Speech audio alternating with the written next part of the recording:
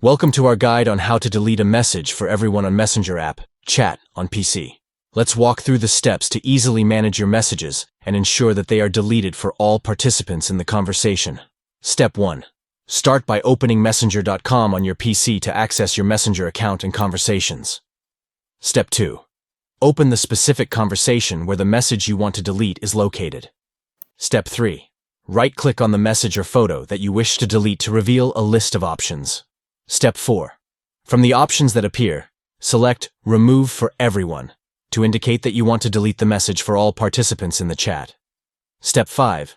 Click on Remove to confirm and permanently delete the message for everyone in the conversation. By following these steps, you can easily delete a message for everyone on Messenger app Chat on your PC.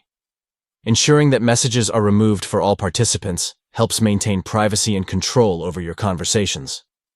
Thank you for watching, and we hope this guide helps you effectively manage your messages and delete them for everyone in the chat on Messenger on PC. Enjoy a more secure and private messaging experience by utilizing the Remove for Everyone feature in Messenger.